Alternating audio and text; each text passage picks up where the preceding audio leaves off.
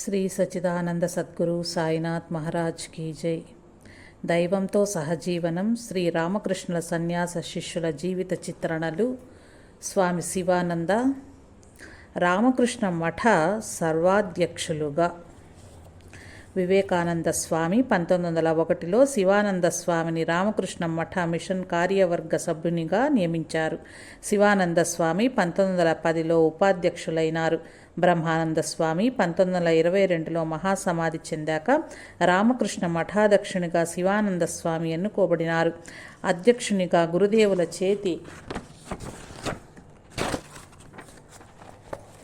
చేతిలోని పరికరంగా వారు పనిచేశారు.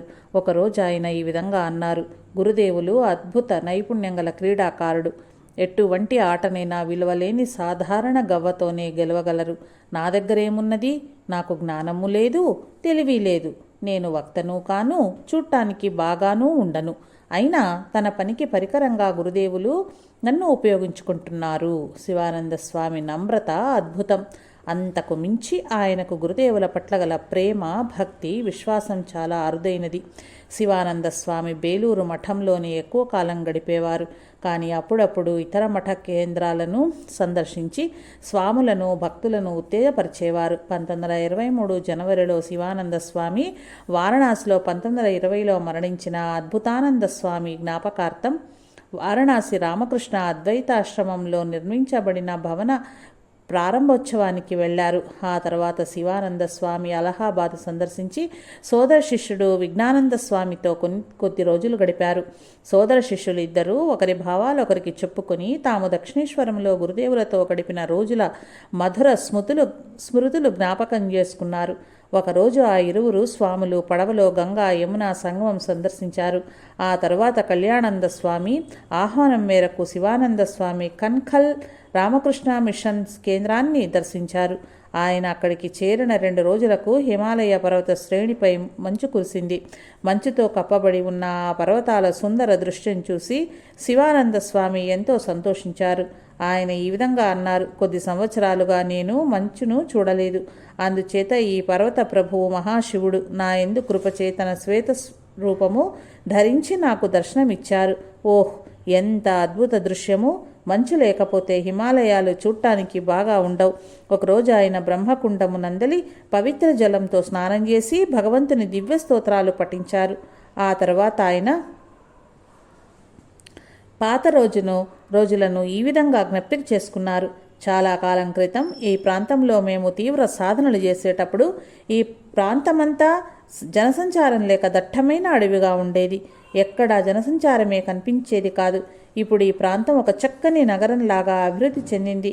పూర్వపు రోజులలో ఉన్న ఏకాంతత ఇప్పుడిచట లభించటం లేదు. శ్రీరామకృష్ణ జయంతి రోజు శివానంద స్వామి బేలూరు మఠం తిరిగి వచ్చారు. ఆ పవిత్ర దినాన వారు కొంతమందికి బ్రహ్మచర్య సన్యాస దీక్ష ఇచ్చారు. సాధారణంగా వేలాది భక్తులు హాజరయ్యే బహిరంగోత్సవం ఆ తరువాతి ఆదివారం నాడు జరిగింది. ఆ ముందటి రోజు రాత్రి జడివాన కురిసి వంటశాలలోనికి కూడా నీరు ప్రవేశించింది. ఆ వాతావరణం చూసి పెద్ద స్వాములంతా చాలా భయపడి శివానంద స్వామి సలహా అడిగారు. ఒక్క మాట కూడా మాట్లాడకుండా శివానంద స్వామి తన జపమాలతో దైవాలయానికి వెళ్లారు. కొంతసేపటి తర్వాత ఆయన దివ్య తేజస్సుతో వెలుగొందుతున్న వదనంతో బయటికి వచ్చి భాగవతంలోని ఈ శ్లోకాన్ని పఠించారు: ఓ పరమాత్మ, మమ్ము విషజలము నుంచి, భయంకర జంతువుల నుంచి, రాక్షసుల నుంచి, వాన, తుఫాను, మెరుపులు, అగ్ని, శత్రువులు, వివిధ భయాల నుండి ఎల్లప్పుడూ రక్షించేవాడివి నువ్వే కదా. ఆ తరువాత దృఢ విశ్వాసంతో ఈ విధంగా అన్నారు: మామూలుగా ఉత్సవాల ఏర్పాట్లు చేయండి. ఆయన కృపతో అంతా సవ్యంగా జరుగుతుంది. ఆశ్చర్యకరంగా మబ్బులు చెదిరిపోయి సూర్యుడు దివ్యంగా ప్రకాశించాడు. ఆ ఉత్సవం చక్కగా జరిగింది. శివానంద స్వామి అధ్యక్ష కాలంలో రామకృష్ణ మఠ మిషన్ల కార్యక్రమాలు విస్తృతించాయి. భారతదేశంలోనూ, సింగపూరు, యూరోపు, ఉత్తర దక్షిణ అమెరికాలలోనూ కొత్త కేంద్రాలు స్థాపించబడ్డాయి. ఆయన స్వాములను సేవా కార్యక్రమాలు కొనసాగించవలసిందిగా ప్రోత్సహించేవారు. అదే సమయంలో ఆత్మజ్ఞానాన్ని పొందటమే లక్ష్యంగా తమ జీవితాలలో 4 యోగాల సమన్వయము కలిగి ఉండాలని సలహా ఇచ్చేవారు. ఒకరోజు ఒక స్వామితో ఆయన ఈ విధంగా అన్నారు: దయచేసి జపం, ధ్యానం క్రమం తప్పకుండా చెయ్యి. అదే శక్తికి మూలము. ధ్యానానికి కేటాయించే సమయాన్ని తగ్గించకు. మరొక రోజు ఒక స్వామి ఇతర స్వాములతో, సన్యాసులందరూ సేవా కార్యక్రమాల కన్నా ధ్యానానికే ఎక్కువ ప్రాధాన్యత ఇవ్వాలి అన్నారు. శివానంద స్వామి గంభీరంగా, ధ్యాన ప్రాధాన్యత ఇదివరకు ఉన్నది, ఇప్పుడు ఉన్నది, ఇక పైన కూడా ఉంటుంది. నువ్వు పని గురించి మాట్లాడుతున్నావా? జప ధ్యానాలను ఆచరించకుండా శ్రీరామకృష్ణ వివేకానందుల ఆదర్శం ప్రకారము ఎవరూ పని చేయలేరు. ప్రతి వ్యక్తి, పని, ఆరాధన ఒకేసారి సమన్వయ బుద్ధితో చేయాలి అన్నారు. బేలూరు మఠంలో వివేకానంద స్వామి ఆలయం 1924 జనవరి 28వ తేదీన, బ్రహ్మానంద స్వామి ఆలయము 1924 ఫిబ్రవరి 7వ తేదీన ప్రారంభించిన పిదప శివానంద స్వామి ఏప్రిల్ 7వ తేదీన సర్వానంద, బోధానంద స్వాములతో కలిసి దక్షిణ భారతదేశం వెళ్లారు. మద్రాసుకు వెళ్లే త్రోవలో వారు భువనేశ్వర్, వాల్తేరులలో ఆగారు. ఒకరోజు శివానంద స్వామి వారి బృందం భోజనానికి ఒక భక్తుణ్ణి ఇంటికి ఆహ్వానింపబడ్డారు. భోజనమయ్యే వచ్చేటప్పుడు ఆ సందులో కొంతమంది పేదవారు వదిలివేసిన ఆహారం కొరకు పోట్లాడుకోవటం శివానంద స్వామి చూశారు. ఆ దృశ్యాన్ని చూసి భరించలేక శివానంద స్వామి ఆ భక్తునితో వారందరికీ భోజనం పెట్టమన్నారు. స్వామీజీ సందేశాన్ని ఆ భక్తునికి శివానంద స్వామి ఈ విధంగా గుర్తు చేశారు: పేద ప్రజలని నీ దేవునిగా చేసుకో. సజీవ దైవాలైన వారి సేవే యుగానికి సరిపడ్డ మతం, ధర్మం. మద్రాసులో శివానంద స్వామికి మలేరియా జ్వరం సోకి 1 వారం రోజుల పైగా బాధపడ్డారు. ఆయనకు జ్వరం తగ్గాక వైద్యులు ఆయన్ను కొండ ప్రాంతాల్లో చల్లని ప్రదేశాలకు వెళ్ళమని సలహా ఇచ్చారు. నీలగిరి కొండలలో సముద్ర మట్టానికి 6000 అడుగుల ఎత్తున కూనూరు ప్రాంతానికి దగ్గరగా ఉన్న స్ప్రింగ్ ఫీల్డ్కి శివానంద స్వామి వారి సేవకులు వెళ్ళటానికి ఏర్పాట్లు చేయబడ్డాయి. చాలామంది మహారాజులకు, ధనికులకు, యూరోపియన్లకు అక్కడ బంగళాలున్నాయి. ఆయన తన ఆరోగ్య స్వస్థత కోసము స్ప్రింగ్ ఫీల్డ్ వెళ్ళినా అక్కడ చాలామంది భక్తులను ఆకర్షించి ఉదకమండలం, మలబారు, మద్రాసు భక్తులకు మంత్రదీక్ష కూడా ఇచ్చారు. స్వాముల సాధన చేయటానికి అనువుగా నీలగిరి కొండల్లో ఒక కేంద్రాన్ని ప్రారంభించాలని ఆయన అనుకున్నారు. బ్రహ్మజ్ఞాని కోరికలన్నీ తప్పక సఫలమవుతాయని శాస్త్రాలలో చెప్పబడి ఉన్నది. శివానంద స్వామి ఒక లేఖలో ఈ విధంగా వ్రాశారు: గురుదేవుల శక్తి మానవ అవగాహనకు అందినది. నిమ్నజాతి రజకుడు ఒక్కరు ఇక్కడ 2 ఎకరాల భూమిని దానం చేశాడు. అతనికి ఒక కల వచ్చింది. ఆ కలలో అతని ఇష్టదేవత శీతలా మాత ఈ విధంగా చెప్పింది: త్వరలో ఒక మఠం స్థాపనకు కొంచెం స్థలం కోసము నీ దగ్గర కొంతమంది వస్తారు. వారికేం కావాలో తప్పక ఇవ్వు. 3 రాత్రులు వరుసగా ఇదే కలను కన్నాక ఎవరు ఇంకా నా దగ్గరకు భూమి కోసం రావటం లేదే అనుకున్నాడు అతడు. స్థానిక భక్తులు సరియైన స్థలం కోసం వెతుకుతూ ఒకరోజు ఈ రజకుని కలుసుకుని తాము దేనికోసం వెతుకుతున్నామో తెలియజేశారు. వెంటనే అతడు ఈ విధంగా అన్నాడు: ఇన్నాళ్ల నుంచి నేను మీకోసమే వెతుకుతున్నాను. దయచేసి నాతో పాటు వచ్చి నాకున్న 22 ఎకరాలలో 2 ఎకరాల స్థలం స్వీకరించండి. వెంటనే అతడు ఆ స్థలం దస్తావేజును వారికి సంతకం చేసిచ్చాడు. ఆశ్రమం సత్వరమే స్థాపింప తగు వివరాలతో కూడిన ప్రణాళికలు తరువాత తయారు చేయబడినవి. శివానంద స్వామి 1924 జూలై 23వ తేదీన కూనూరు వదిలి బెంగళూరు వెళ్లారు. దారిలో నాట్రంపల్లి ఆశ్రమంలో 6 రోజులున్నారు. ఆ తర్వాత బెంగళూరులో 4.5 నెలలు ఉండి చాలామంది భక్తులకు మంత్రదీక్షనిచ్చారు. డిసెంబర్ 11వ తేదీన తిరిగి మద్రాసు వచ్చి ఆ మర్నాడు రామకృష్ణ మిషన్ చే నూతనంగా నిర్మించబడిన ఉన్నత పాఠశాల భవనాన్ని ప్రారంభించారు. శివానంద స్వామి 1925 జనవరి 7వ తేదీన మద్రాసు వదిలి బొంబాయి వెళ్లారు. మార్గ మధ్యంలో కడపలో కొద్ది రోజులున్నారు. ఆ చిన్న పట్టణం కడపలో హిందూ, ముస్లిం భక్తులు కలిసి రామకృష్ణ సమాజాన్ని స్థాపించారు. శివానంద స్వామికి భక్తులు ఘనస్వాగతం పలికారు. ఆ తర్వాత శర్వానంద స్వామి ఉపన్యసించారు. అక్కడి నూతన గ్రంథాలను గదిని, సభాభవనపు గదిని శివానంద స్వామి ప్రారంభించారు. ఈ సందర్శనం గురించి శివానంద స్వామి తర్వాత ఈ విధంగా వ్రాశారు: నేను కడపలో కలుసుకున్న ముస్లిం వ్యక్తి సుప్రసిద్ధుడు. బ్రిటిష్ గవర్నమెంట్ ఆయనను ఖాన్ బహాదూర్ బిరుదుతో గౌరవించింది.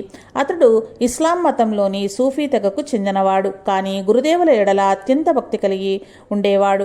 కడపలో శ్రీరామకృష్ణులకు అంకితం చేయబడిన చిన్న ఆశ్రమం ఉంది. ఖాన్ బహాదూర్ స్థానిక కలెక్టర్. ఆయన కూడా ముస్లిమే. అనేక మంది భక్తులు ఆ ఆశ్రమ స్థాపనకు బాధ్యులు. మేము అక్కడ కొద్ది రోజులు ఉన్నాము. దాదాపు 10 రోజులు ఉదయం సాయంత్రం ఖాన్ బహదూర్ దేవాలయ ఆవరణంలో ఒక మూల అతి నమ్రతతో కూర్చుని పీఠంపై గల గురుదేవుని చిత్రపటాన్ని ఏకాగ్ర చిత్తంతో చూస్తూ ఉండటం గమనించాము.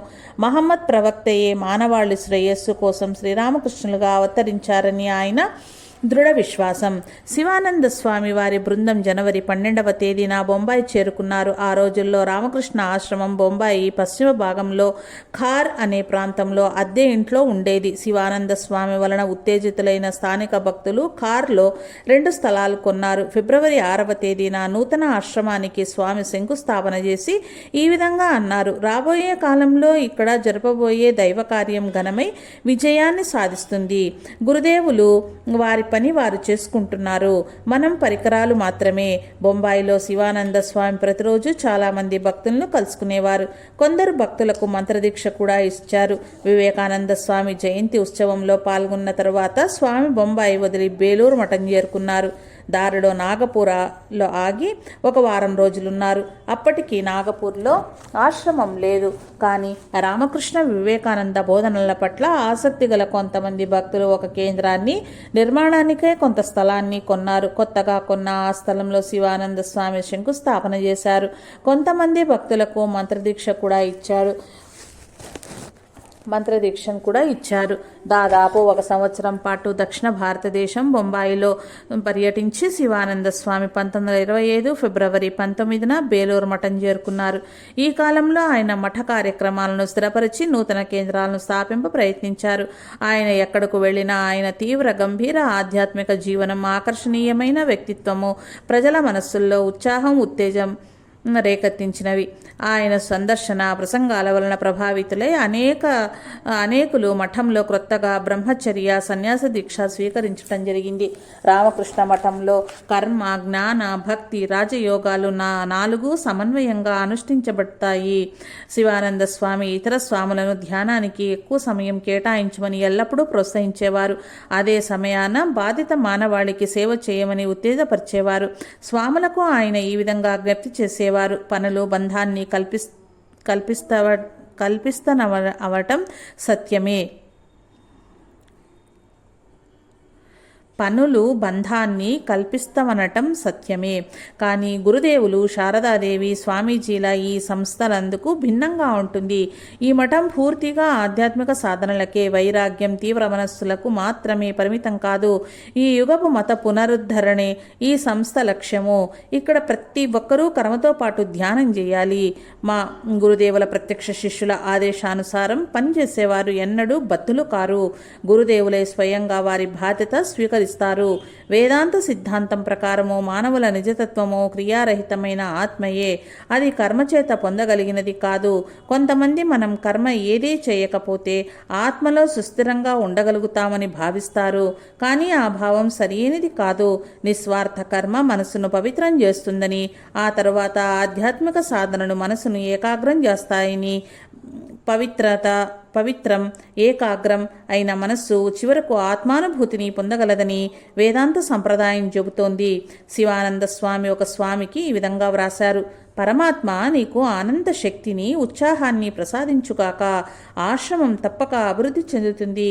దానిని గురించి ఆందోళన చెందవద్దు. స్వామీజీ పని గురించి చెప్పిన మాటలు మరవవద్దు. మఠం గురించి నీవేది చేసినా గాని, దేశానికి ఎటువంటి సేవ చేసినా గాని ఆధ్యాత్మిక సాధనలకు అవి ఏమీ తీసిపోవని గ్రహించు. నువ్వు చేసే ప్రతి పని జప ధ్యానాలతో సహా అంతా భగవంతుని పనే. దీనిని ఎన్నడూ సందేహించవద్దు. భగవన్నామ స్మరణ, భగవత్ చింతనలు ఏ విధంగా అయితే ఆధ్యాత్మిక సాధనల్ని అనుకుంటామో, అదేవిధంగా మానవాళికి చేసే సేవ కూడా నిస్వార్థంగా చేసినప్పుడు అది ఆధ్యాత్మిక సాధనయే. సేవా కార్యక్రమాలలో నీ జీవితం వ్యర్థం చేసుకున్నావని భావిస్తే నువ్వు పూర్తిగా పొరబడుతున్నట్లే. అంతేకాదు అది పూర్తిగా అవివేకమే. ఈ ఆధ్యాత్మిక సాధన ఒకే రకంగా ఉండదు, అది అనేక రకాలుగా ఉంటుంది. అహంకార స్వార్థ త్యాగమే నిజమైన ఆధ్యాత్మిక సాధన. శివానంద స్వామి 1926 జనవరిలో బీహార్ రాష్ట్రంలోని దేవఘర్లో ఉన్న రామకృష్ణ మిషన్ విద్యాపీఠాన్ని సందర్శించారు. దేవఘర్ ప్రసిద్ధి చెందిన పరమేశ్వరుని వైద్యనాథానికి అర్పితమైన దేవాలయం గల పుణ్యక్షేత్రం. జనవరి 28న శివానంద స్వామి విద్యాపీఠంలో కొత్త పాఠశాల భవనం ప్రారంభించి శ్రీరామకృష్ణుల చిత్రపటాన్ని ప్రతిష్ఠించారు. ఆయన ఈ విధంగా వ్యాఖ్యానించారు: ఈ పాఠశాల క్రమక్రమంగా బాగా అభివృద్ధి చెందుతుంది. ఎన్నో అద్భుతమైన కార్యాలు ఇక్కడ జరుగుతాయని నాకు స్పష్టంగా తెలుస్తుంది. ఒకరోజు ఆయన దేవాలయంలో ఈశ్వరుని దర్శనం గురించి వెళ్లారు. అక్కడ ఆయనకు చక్కటి ఆధ్యాత్మిక అనుభూతి కలిగింది. దేవఘర్లో ఉన్న కొద్ది కాలంలో శివానంద స్వామికి బాగా జలుబు చేసి అది ఉబ్బసంగా మారింది. ఒక రాత్రి ఆయన నిద్రించలేకపోయారు. ఆ మర్నాటి ఉదయం అనారోగ్యంగా ఉన్నా మామూలుగా ప్రతి ఒక్కరిని సంతోషంగా సాదరంగా పలకరించారు. వారికి తన అనుభవాన్ని ఈ విధంగా వివరించారు: క్రితం రాత్రి నేను చాలా బాధపడ్డాను. అసలు ఊపిరాడలేదు.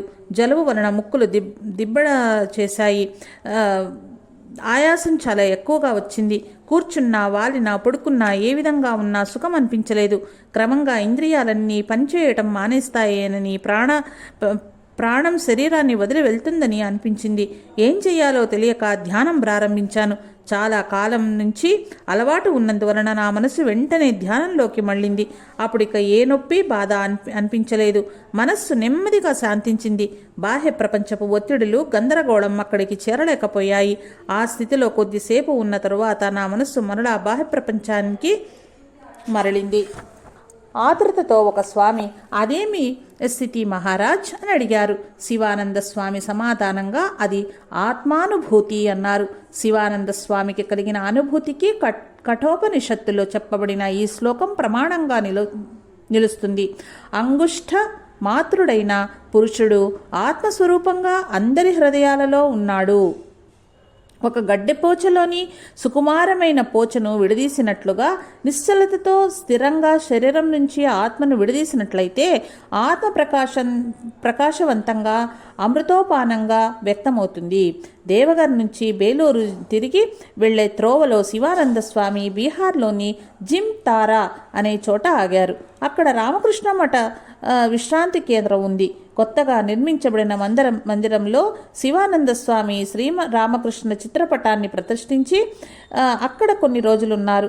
ఒకరోజు సాయంత్రం తన గదిలో ధ్యానిస్తూ హఠాత్తుగా 3 సార్లు పెద్దగా అరిచారు. ఈ అడవిలో గొప్ప శ్రేయోదాయకమైన విషయం జరిగింది. మరొక రోజు శివానంద స్వామి అక్కడి అడవి జాతి వారికి మంచి విందు భోజనం ఏర్పాటు చేసి వారు సంతోషంగా భోజనం చేస్తుంటే చూసి ఆనందించారు. ఆయన ఈ విధంగా వ్యాఖ్యానించారు: ఆహా, వారందరూ వాస్తవంగా పరమేశ్వరుని స్వరూపాలు. స్వామి వారి బృందం 1926 ఫిబ్రవరి మధ్యలో బేలూరు మఠం తిరిగి వచ్చారు. రామకృష్ణ సంస్థలకి అత్యంత ప్రధానమైన సంఘటనగా భావించదగిన రామకృష్ణ మఠం మిషన్ల ప్రప్రథమ సమావేశం బేలూరు మఠంలో 1926 ఏప్రిల్ 1వ తేదీ జరిగింది. భారతదేశం నుంచి, విదేశాల్లోని వివిధ కేంద్రాల నుంచి స్వాములు, భక్తులు వచ్చి ఆ సమావేశంలో పాల్గొన్నారు. శ్రీ రామకృష్ణుల 4 ప్రత్యక్ష శిష్యులు కూడా అందులో పాల్గొన్నారు. శారదానంద స్వామి కమిటీకి చైర్మన్ గాను, శివానంద స్వామి అధ్యక్షునిగాను వ్యవహరించారు. శివానంద స్వామి ప్రసంగంలోని ముఖ్యాంశాలు ఈ క్రింద ఇయ్యబడ్డాయి: శ్రీరామకృష్ణుల బిడ్డలారా, శ్రీరామకృష్ణ సంస్థల చరిత్రలోనే ప్రప్రథమంగా నిర్వహించబడుతున్న ఈ రామకృష్ణ మఠ మిషన్ సమావేశంలో పాల్గొనటానికి వచ్చిన మీ అందరికీ నా హృదయపూర్వక శుభాభివందనలు. వివిధ కేంద్రాలకు ప్రాతినిధ్యం వహిస్తున్న మీరు చేస్తున్న పనుల గురించి ఒకరితో ఒకరు పరస్పరం చర్చించుకోవటానికి సజీవులై ఉన్న కొద్దిమంది భగవాన్ శ్రీ రామకృష్ణుల శిష్యుల ద్వారా మన గురుదేవుల జీవితంలో, వారి జీవితం ద్వారా వ్యక్తీకరించబడిన మతాన్ని గురించిన భావాలను, ఆదర్శాలను వినటానికి, తద్వారా మన సంస్థకు కావలసిన ఐక్యమత్యాన్ని నిస్సందేహంగా సాధించటానికి మీ అందరికీ ఈ సమావేశం ఒక అరుదైన అపూర్వ అవకాశమని నా దృఢ విశ్వాసం.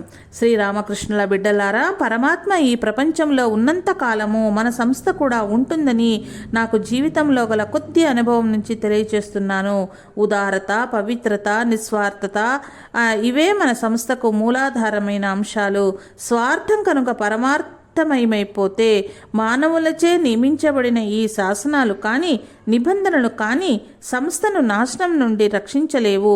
మీరు పరిపూర్ణత పొందటానికి కావలసిన ప్రతి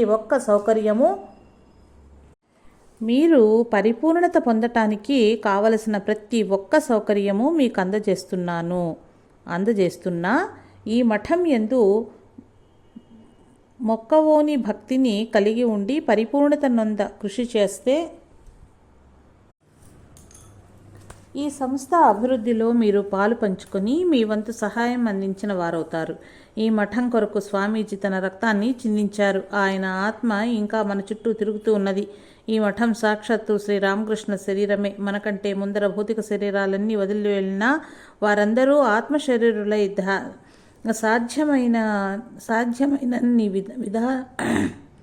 సాధ్యమైనన్ని విధాల మనకు సహాయం చేస్తున్నారు. మనము లక్ష్య సాధన దిశకు నడిపింప ఎల్లప్పుడూ వీచే దివ్యమైన వాయువు నుండి ప్రయోజనం పొందటానికి మన తెరచాపలు తెరిచి సిద్ధంగా ఉండాలి. జీవితంలో ఉన్నత లక్ష్య సాధనకై మనపూర్వక కృషి సల్పుతున్న మీ అందరి యందు నాకు పరిపూర్ణ విశ్వాసం ఉన్నది. వ్యక్తిగత విషయాలు అవి ఎంత దృఢమైనవైనా ఈ ఉన్నత లక్ష్య సాధనలో ఆటంకాలైతే మీరు వాటిని త్రోసివేయటానికి వెనుకాడరాదు. మన దివ్య జ్యోతి మార్గదర్శకుడు అయిన శ్రీరామకృష్ణులు మీ వెనుక ఉండి మీ ద్వారా పనిచేస్తున్నారని నాకు స్పష్టంగా తోస్తున్నది. మీ కార్యక్రమాలన్నింటి వెనుక దయాళువైన శ్రీరామకృష్ణుల హస్తం ఉన్నది. ఆయన దయ వలనే ఇంత తక్కువ వ్యవధిలో మీ పనులలో అంతటి ఘన విజయం సాధించగలిగారు.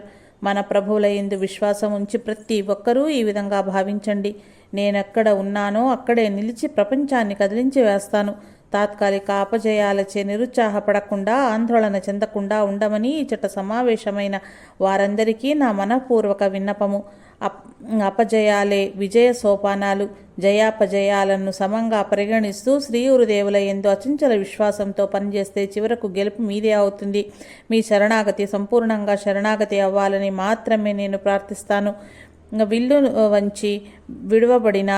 నుంచి విడువబడిన బాణంలాగా ఉండండి. ఇనుప సమ్మెటపై పడే సుత్తిలా ఉండండి. ఎదుటి వస్తువును ఛేదించే పదునైన కత్తి వలె ఉండండి. తన లక్ష్యాన్ని భేదించకపోతే బాణం ఏమీ గొనగదు. తప్పుడు ప్రదేశంలో పడితే సుత్తి ఏమి చిర్రుబుర్రా మనదు. ఉపయోగించే వాని చేతిలో ముక్కలైన కత్తి ఏమీ విచారించదు. అయినా తయారు చేయటం, ఉపయోగించబడటం, ముక్కలవ్వటం వీటన్నింటి యందు ఒక రకమైన ఆనందమున్నది. చివరకు అవతల పెట్టబడడం వలన కూడా అంతే ఆనందం కలుగుతుంది. సత్యానుభూతిని పొందటానికి కావలసిన శక్తి, దృఢత్వము ఈ జీవితమందే శ్రీరామకృష్ణుడిని మీకు ప్రసాదించుగాక అని వారిని ప్రార్థిస్తున్నాను. ఆ సమావేశాలు వారం రోజుల పాటు విజయవంతంగా జరిగాయి. చాలామంది స్వాములు, ప్రఖ్యాత వ్యక్తులు ప్రసంగించారు. శివానంద, శారదానంద స్వాముల భారం తగ్గించటానికి యువస్వాములతో ఒక కార్యవర్గం ఏర్పరచబడింది. ఈ కార్యవర్గం బేలూరు మఠ కేంద్రంలో ఉండి అధ్యక్షులు, కార్యదర్శి, కార్యవర్గ సభ్యుల పర్యవేక్షణలో సంస్థ యొక్క కార్యక్రమాలను విస్తారపరుస్తుంది. అంతేకాక శ్రీరామకృష్ణుల ప్రత్యక్ష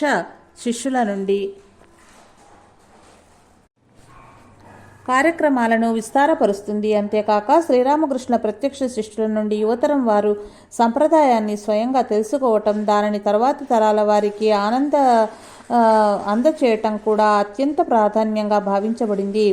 మానవాళి ఎదుర్కొనే సమస్యలలో చాలా వరకు అవగాహన లోపము, సమన్వయ సమాచార లోపము వలన కలుగుతాయి. చాలామంది కలిసి జీవిస్తూ పనిచేసే సమూహాలలో కొంత అభిప్రాయ భేదాలు, ఘర్షణ తప్పవు. ఇది ఒక కుటుంబంలో కానీ, మఠంలో కానీ, లేక పాఠశాలలో కానీ ఎక్కడైనా తప్పవు. ఒకసారి శివానంద స్వామి ఇతర స్వాములతో ఈ విధంగా అన్నారు. చూడండి, ఒక నీటి బిందువులో సముద్రాన్నే దర్శించాలని శ్రీ గురుదేవులు అనేవారు. అదేదో పైపైన చెప్పిన మాటలు కావు. అవి తన ప్రత్యక్షానుభవంతో దృఢ విశ్వాసంతో పలికిన పలుకులు. లేనట్లయితే ఆయనతో మేము కలిసి ఉండగలిగే వాళ్లమే కాదు. మాలోని దోషాలను చూడక దయతో ఆయన తన వైపు మమ్మల్ని ఆకర్షించుకొని మేము ఏ విధంగా ఉన్నామో ఆ విధంగానే వారితో ఉండనిచ్చారు. కొద్దిగా కూడా మచ్చలేని వారెవరుంటారు? అసంపూర్ణత నుండి విడివడి పరిపూర్ణతను సాధించటమే ఇక్కడికి వచ్చిన వారందరి ఏకైక లక్ష్యము. ఇక్కడికి ఎవరూ పరిపూర్ణులుగా రారు. ఆయన దయ వలన క్రమక్రమంగా మీలోని చిన్న చిన్న బలహీనతలు తొలగిపోతవి. ఆయా పాదాల వద్ద శరణాగతి పొందితే ఆయనే అంత సవ్యంగా జరిగేటట్లు చూస్తారు. శివానంద స్వామి 1926 మే 2వ తేదీన మరలా దక్షిణ భారతదేశ పర్యటనకు వెళ్లారు. దారిలో ఆయన భువనేశ్వర్, పూరి, వాల్తేరులలో ఆగి మే 11వ తేదీన మద్రాసు చేరారు. శివానంద స్వామి తమ మధ్యన ఉండటము భక్తులకు, స్వాములకు ఎంతో సంతోషం కలిగించింది. ఆయన చాలామందికి మంత్రదీక్షను ఇచ్చి వారితో గురుదేవులు శారదాదేవి స్వామీజీల గురించి ప్రసంగించారు.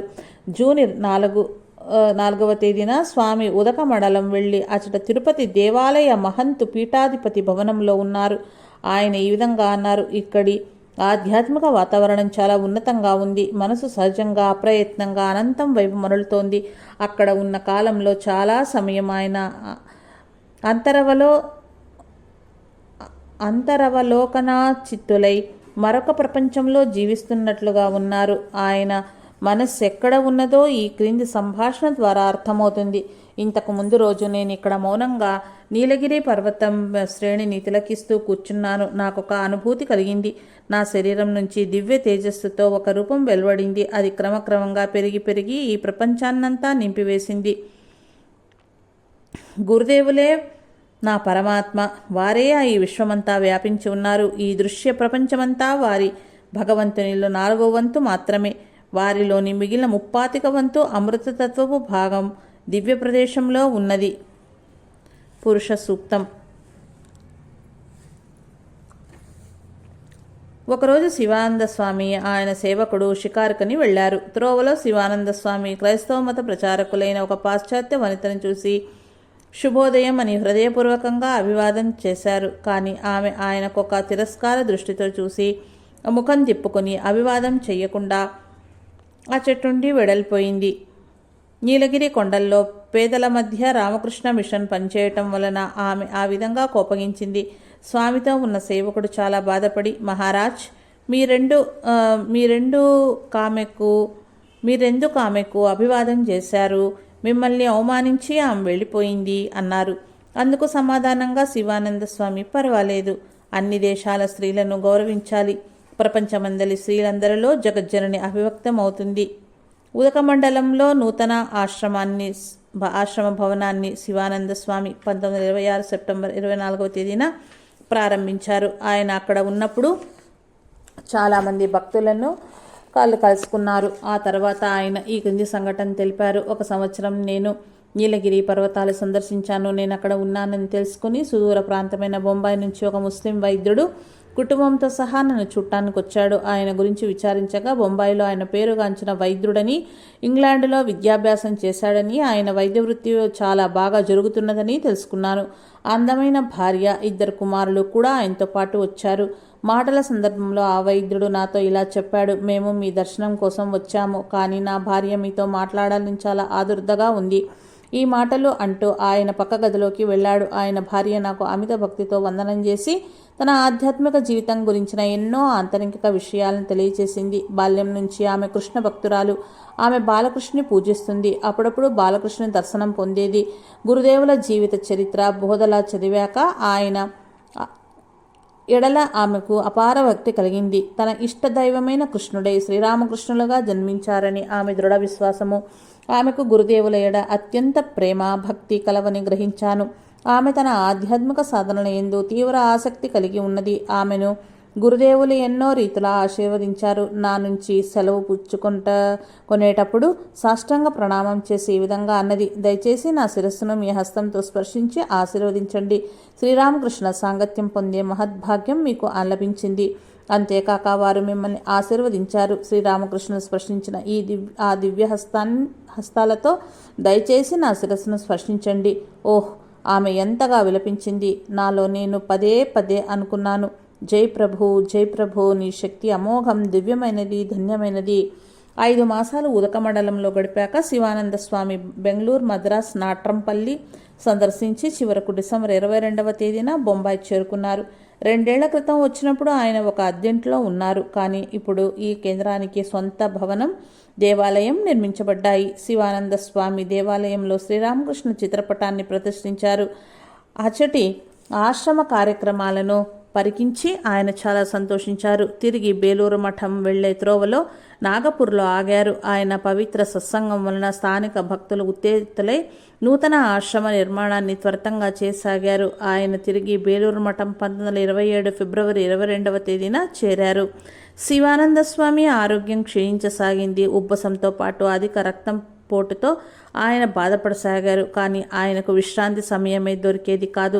ఆయన నిత్యం భక్తులకు మంత్రదీక్ష ఇచ్చేవారు, స్వాములకు సలహాలను ఇచ్చేవారు.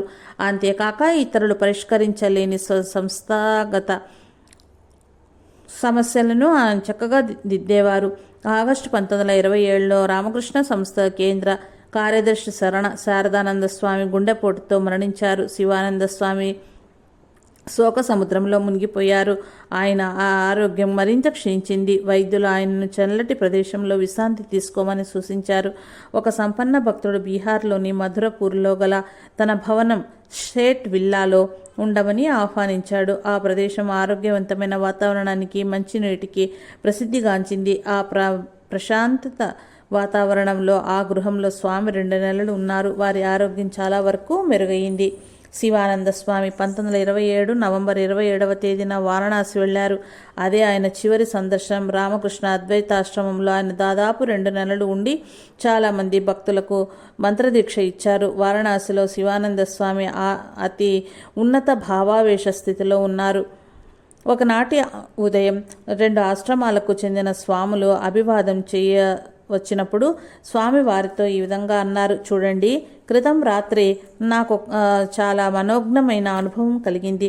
అర్ధరాత్రి సమయంలో హఠాత్తుగా శ్వేతవర్ణం గల దివ్య ఆకారం జటాజుటాలతో త్రినేత్రాలతో నా ఎదుట సాక్షాత్కరించింది. ఆయన తేజరూపం నుంచి వెలువడిన వెలుగు ఈ ప్రదేశాన్నంతా నింపివేసింది. ఆహా, ఏమి సుందరమైన, ప్రేమమయమైన, దయామయమైన వదనము! ఆ సుందర దృశ్యం నాలోని ఆధ్యాత్మిక శక్తి మరింత ఉన్నత స్థితికి తీసుకెళ్ళి నన్ను పూర్తిగా దివ్యానందంలో ముంచివేసింది. ఇంతలో ఆ రూపము క్రమక్రమంగా అదృశ్యమై ఆ స్థానంలో చిరు మందహాసం వదనంతో శ్రీరామకృష్ణులు నిల్చుని ఉన్నట్లు చూశాను. నా వైపు చూపిస్తూ గురుదేవులు ఇలా అన్నారు: నీవు ఇంకా చేయవలసింది కొంచెం ఉన్నది కాబట్టి ఇంకా కొంచెం ఎక్కువ కాలం జీవించాలి.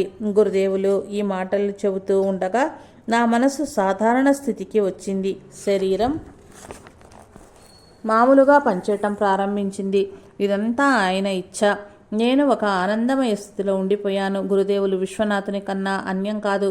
కుతూహలంగా ఒక స్వామి ఈ విధంగా అడిగారు: మీరు ఈ దృశ్యాన్ని కలలో చూశారా? లేదు, నేను పూర్తిగా మెలకుగానే ఉన్నాను అని స్వామి సమాధానం ఇచ్చారు. శివానంద స్వామి తన ఉదార వ్యక్తిత్వంతోనూ ఆధ్యాత్మిక శక్తితోనూ రామకృష్ణ మఠ నిర్వహణ చేసేవారు.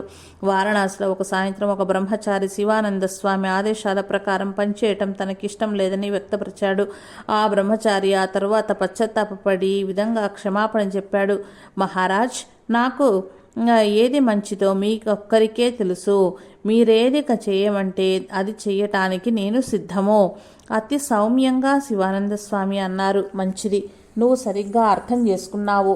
మేము చెప్పినవి విని మా ఆదేశాలను తూచా తప్పకుండా అనుసరిస్తే అది తప్పక నీకు మేలును చేకూరుస్తుంది. మేము ఏది చెప్పినా అది ప్రత్యక్షంగా శ్రీరామకృష్ణుల నుంచే వస్తుంది. ఈ రోజుల్లో నేను పూర్తిగా గురుదేవుల్లోనే లీలమై ఉంటున్నాను. శివానంద స్వామి 1922లో మంత్రదీక్ష ఇవ్వటం ప్రారంభించారు. కానీ ఆయన ఎన్నడూ తాను గురువని భావించలేదు. వారణాసిలో ఒకరోజు ఆయన ఒక స్వామితో ఈ విధంగా అన్నారు: గురుదేవులు నా మనస్సు నుంచి నేను గురువునన్న భావాన్ని తుడిచివేశాను. శివుడే నిజమైన గురువు. ఈ యుగంలో శ్రీరామకృష్ణులే నిజమైన గురువు. గురుదేవులే భక్తులు ఇచ్చటికి వచ్చే విధంగా ప్రోత్సహిస్తారు. నా లోపల నుంచి ఆయన ఏదే తోపింపచేస్తే అదే నేను వారికి చెబుతాను. శ్రీరామకృష్ణుల ఆత్మకు ఆత్మ. జవహర్లాల్ నెహ్రూ 1928 జనవరి 15వ తేదీన వారణాసిలోని రామకృష్ణ మిషన్ హోమ్ ఆఫ్ సర్వీస్ను సందర్శింప వచ్చారు. ఆయన శివానంద స్వామిని కలుసుకుని చాలా సంతోషించారు. కొద్ది రోజుల తర్వాత ఆయన భార్య కమలా నెహ్రూ ఆశీస్సుల కోసము, ఆధ్యాత్మిక సలహా కోసము శివానంద స్వామి వద్దకు వచ్చింది. ఆమె భక్తురాలయ్యి బేలూరు మఠంలో శివానంద స్వామిని చాలాసార్లు సందర్శించింది. నెహ్రూ గారి కుటుంబం అంతా రామకృష్ణ మఠస్వాములతో చక్కటి సంబంధం కలిగి ఉండేది. శివానంద స్వామి 1928 ఫిబ్రవరి 15వ తేదీన వారణాసి వదిలి అదే రోజున పాట్నా చేరారు. అజడ కొద్ది రోజులు ఉండి కొంతమంది భక్తులకు మంత్రదీక్ష ఇచ్చి తిరిగి ఫిబ్రవరి 19వ తేదీన బేలూరు మఠం చేరారు. మఠాధ్యక్షులుగా బయటి ప్రదేశాన్ని సందర్శించటం ఆయనకిదే ఆఖరుసారి. ఒకసారి ఒక పెద్ద స్వామి మరొక స్వామిపై క్రమశిక్షణ చర్య తీసుకుని ఆయనను మఠం నుంచి వెలివేయమని శివానంద స్వామిని అడిగారు. ఆ స్వామిపై మోపబడిన నిందారోపణలను శివానంద స్వామి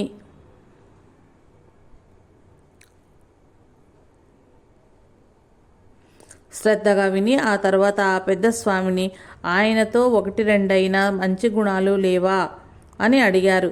ఆ పెద్ద స్వామి 2 మంచి గుణాల గురించి చెప్పగానే శివానంద స్వామి వదనం ఆనందంతో వెలుగొందింది. వెంటనే పెద్దగా ఈ విధంగా అన్నారు: చాలు చాలు, ఆ స్వామి మఠంలోనే ఉంటాడు.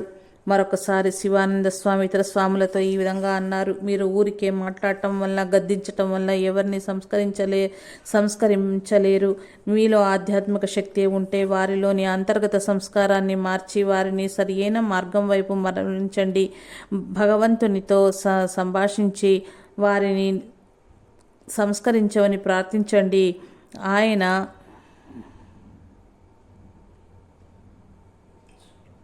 ఆయన దయ ఉంటే చెడు సంస్కారాలు సంపూర్ణంగా పరిణామం చెందుతాయి. మార్చి 1928లో కోహాసెట్ మెసాచుసెట్స్లలో వేదాంత కేంద్రాల అధిపతి స్వామి పరమానంద బేలూరు మఠం సందర్శించారు. మార్చి 3వ తేదీన ఆయన శివానంద స్వామిని ఈ విధంగా ప్రార్థించారు: మహారాజ్, నేను బేలూరు మఠం యొక్క చలనచిత్రాన్ని తీస్తున్నాను. మా అమెరికా భక్తులు స్వాములను కూడా చూడాలనుకుంటున్నారు. మీకు ఇబ్బంది లేకుంటే దయచేసి కిందకు దిగిరండి. ఆ తర్వాత కొద్దిసేపటికి శివానంద స్వామి కిందకు దిగి వచ్చి సుబోధానంద స్వామి ఇతర స్వాములు భక్తులతో కలిసి మఠ ఆవరణంలో అటు ఇటు నడిచారు. పరమానంద స్వామి చే తీయబడిన ఈ చలనచిత్రమే శ్రీరామకృష్ణ ప్రత్యక్ష శిష్యుల గురించి లభ్యమయ్యే ఏకైక చలనచిత్రము. దీని మూలం చలనచిత్ర కోహసెట్లోని ఆనందాశ్రమ పాత రికార్డులో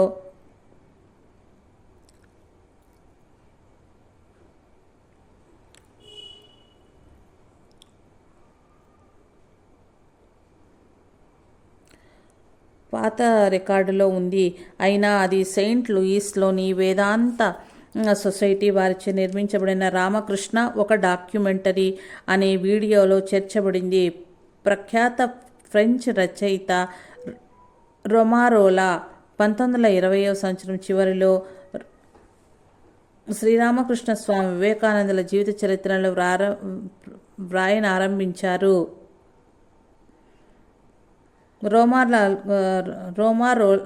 రోమారోలాకు కావలసిన సమాచారము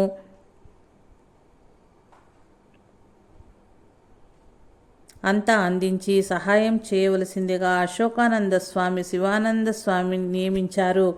స్వయంగా తాను కూడా రచయిత అడిగిన చాలా ప్రశ్నలకు సమాధానం ఇచ్చారు. రామకృష్ణ జీవిత చరిత్ర ఉపోద్ఘాతంలో రోమారోలా తన కృతజ్ఞతను ఈ విధంగా తెలియచేశారు. గౌరవనీయులైన ప్రస్తుత బేలూరు మఠాధిపతి రామకృష్ణ మఠ సర్వాధ్యక్షులు అయిన శివానంద స్వామికి నేనెంతో రుణపడి ఉన్నాను. గురుదేవుల గురించి అత్యంత విశాలమైన తన వ్యక్తిగత స్మృతులను ఆయన నాకు దయతో తెలియజేశారు. పాశ్చాత్య దేశాల నుంచి తిరిగి వచ్చాక బేలూరు మఠంలో శ్రీరామకృష్ణులకి ఒక దేవాలయం నిర్మించాలని వివేకానంద స్వామి అనుకున్నారు. ఆ సమయంలో ఆ దేవాలయానికి నమూనా తయారు చేయమని విజ్ఞానంద స్వామిని ఆయన ఆదేశించారు. దేవాలయ నమూనా చూశాక స్వామీజీ ఈ విధంగా అన్నాడు: దేవాలయం తర్వాత నిర్మించబడుతుంది, నేను పైనుంచి దాన్ని చూస్తాను. రామకృష్ణ మఠం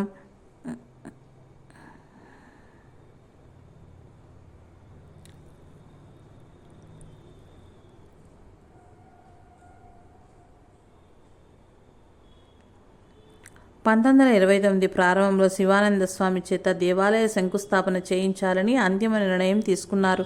అందుకు తగిన ఏర్పాట్లు చేయబడినవి శ్రీరామకృష్ణ జయంతి మార్చి 13, 1929.